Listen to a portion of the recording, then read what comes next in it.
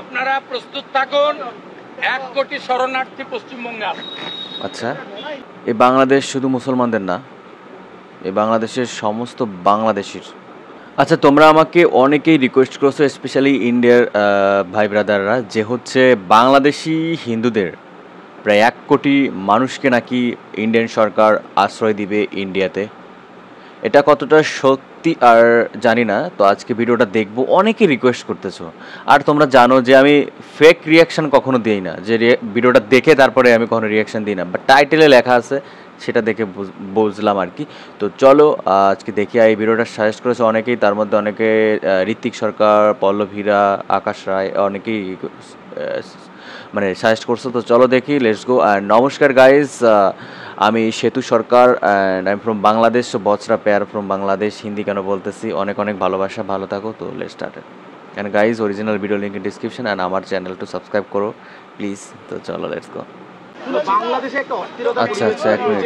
ইনি তো হচ্ছে বিজেপি নেতা শুভেন্দু অধিকারী মনে হয়, তাই না? আমার যদি ভুল না হয়, হ্যাঁ তিনিই তো, কলকাতা। আচ্ছা, তো চলো দেখি ইনি কি বলছে, নাকি নরেন্দ্র মোদী তিনি নিজেই বলছে, জানি না। আপনারা প্রস্তুত থাকুন, 1 কোটি শরণার্থী পশ্চিমবঙ্গে আসবে। আচ্ছা, বাংলাদেশে হিন্দু কতল চলছে।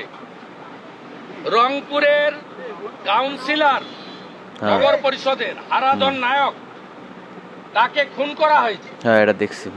সিরাজগঞ্জে 13 জন পুলিশ খুন হয়েছে, থানার মধ্যে 9 জন হিন্দু।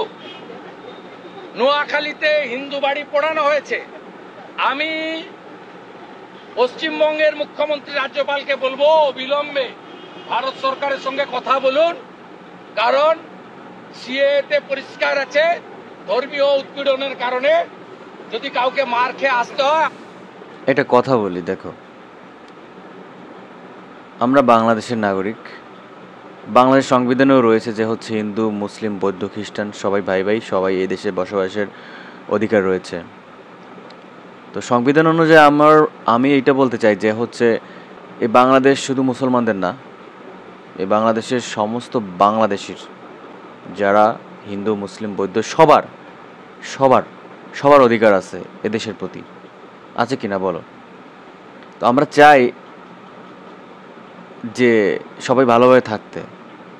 হিন্দুদের কেন কোনো ধর্মের প্রতি অত্যাচার যেন না হয়, তারা জানি খুব শান্তিতে থাকুক এখানে, এটা আমিও চাই, কোনো ঝামেলা না হোক, ঠিক আছে? তারা দেশে জন্মগ্রহণ করে অন্য দেশে কেন যাবে? যদি তারা ভালো থাকতে চায়, থাকতে পারে, তাহলে থাকবে। আর যদি অত্যাচারিত হয় তাহলে সেটা অন্য ব্যাপার, তারা যাবে ভারতে, এটা সিম্পল। কিন্তু হাম্বেল রিকোয়েস্ট, অত্যাচার করার কি দরকার? সবার থাকবে এদেশে, সবার রাইটস আছে, অত্যাচার কেন করবে? হ্যাঁ অত্যাচার হচ্ছে, ছোট বেশি কম বেশি হয়, কিন্তু এটা ঠিক না। অত্যাচার কেন হবে? সবাই সুষ্ঠুভাবে থাকবে, সবার দেশ এটা, শুধুমাত্র মুসলমান বা ইসলামের নয়, সমগ্র ধর্মের মানুষ এখানে বসবাস করে, সবার দেশ। আমাদের দেশ নেবে, এটা অলরেডি পার্লামেন্ট করেছে। আমি আপনাকে বলছি, এই পরিস্থিতি যদি 3 দিনের মধ্যে কন্ট্রোল না হয়, জামাতের হাতে, মৌলবাদীদের হাতে বাংলাদেশ যাচ্ছে।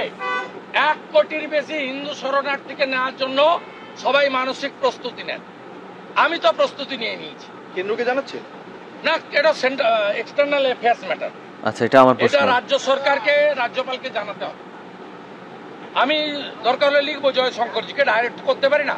তো আমি পশ্চিমবাংলার হিন্দুদেরকে অনুরোধ করব, যার যেখানে জায়গা জমি যা আছে, আমাদের হিন্দু ভাইদের শরণার্থী হিসেবে রাখার জন্য আবার মানসিক প্রস্তুতি নেন। 48-71 ওরা তো আসবে না, ওদের সরকার হয়ে যাবে। জামাতের কন্ট্রোলে চলে গেলে তো ওদের হাতে চলে যাবে। 7% হিন্দু আছে, তাদের পলায়ন আমাদেরকে নিতে হবে। হিন্দু ভাইদের সিএতে অলরেডি সরকার করে দিয়েছে। মানসিক প্রস্তুতি রাখুন, 1 কোটি শরণার্থী আসবে আমাদের ভারত পশ্চিমবঙ্গে।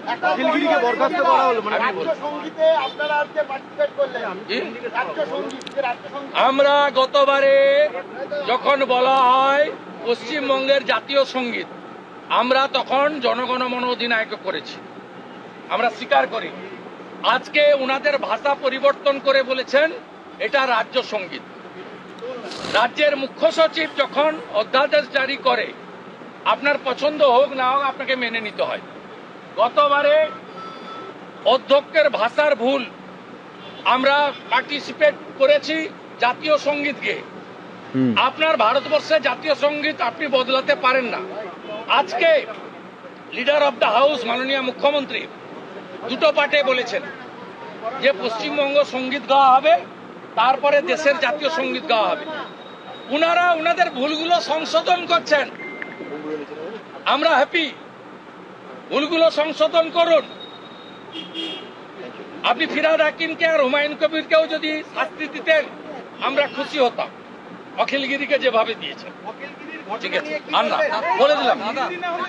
আমাদের ভিডিও ভালো লাগলে লাইক এবং শেয়ার। তো গাইস, এই ছিল ভিডিও। আর একটা জিনিস ভালো লাগলো শুনে যে বাংলাদেশি হিন্দুদের জন্য এখনও হচ্ছে আমাদের কলকাতার দাদা দিদিরা এরা অনেক ভাবে, নেতা মন্ত্রীরাও ভাবে আমাদের হিন্দুদের জন্য। এটা শুনে খুব ভালো লাগলো, এটা দেখেও খুব ভালো লাগলো। তো হ্যাঁ, আশ্বাস দিয়েছেন যে 1 কোটি মানুষকে তারা আশ্রয় দিবেন শরণার্থী হিসেবে। আসলে কথাটা বলছে তার জন্য অনেক অনেক ধন্যবাদ, অনেক অনেক কৃতজ্ঞতা জানাই। অনেক ভালোবাসাও তৈরি হয়েছে মনের ভিতরে যে তারা ওয়েলকাম করতেছে। কিন্তু দেখো, যে দেশে জন্মগ্রহণ করছি, সম্পত্তি, সয় সম্পত্তি, বাড়ি গাড়ি, আত্মীয় স্বজন সবাই ছেড়ে, সব কিছু ছেড়ে এটাই সম্ভব হুট করে দেশান্তর হওয়া? বলো। হ্যাঁ, 1971 সময় দেশের পরিস্থিতি খুবই খারাপ ছিল, চলে গেছে। তার থেকে বড় বিষয় হচ্ছে আমরা সবাই একসাথে থাকতে চাই, আমাদের প্রতি অত্যাচার না হোক সেটাই চাই। আমরা সবাই এই দেশে থাকতে চাই, আমরা বাংলাদেশি, আমরা এই দেশে জন্মগ্রহণ করছি, এই দেশে তো থাকবোই। কোথায় যাব? আমাদের জন্ম তো এখানে, এটা তো আমাদের জন্মভূমি, মাতৃভূমি, তাই না? Motherland, homeland. এটা ছেড়ে যাওয়া কিন্তু অত সহজ নয়, খুবই কঠিন একটা কাজ। আমরা এখানে থেকে যেতে চাই, কিন্তু আমাদের পরিস্থিতি বাধ্য অনেক সময় করে। আমি চাই সবার প্রতি একটু সহমর্মিতা, বন্ধুসুলভ আচরণ করা উচিত, যাতে কেউ জানি দেশান্তরী না হোক। সব ধর্মের মানুষ এখানে থাকবে, এটাই রাইট, এটা থাকার অধিকারও রয়েছে। এটা গণতান্ত্রিক দেশ এবং সংবিধানেও 4 অনুচ্ছেদে বলা আছে। সো কিছু বলার নাই। তো অনেক অনেক থ্যাঙ্কস যে ভারতীয় নেতামন্ত্রী বা হচ্ছে ভারতীয় জনগণ, তারা বাংলাদেশি হিন্দুদের প্রতি অনেকটা সাপোর্টিভ, তারা অনেক সাপোর্ট করে, তারা অনেক ভালোবাসে, নিজের জায়গা ছেড়ে দিবে, তারপরও আমাদের তারা বরণ করে নেবে। এটাই অনেক ভালোবাসা জ্ঞাপন করতেছি, এমন মনোভাব আমাদের প্রতি, তার জন্য অনেক অনেক ভালোবাসা ও নমস্কার। সো এই ছিল ভিডিও, ভালো থাকো তোমরা। আর এই ছোটো ভাইয়ের চ্যানেলটা একটু সাবস্ক্রাইব করে দিও যদি ভালো লাগে।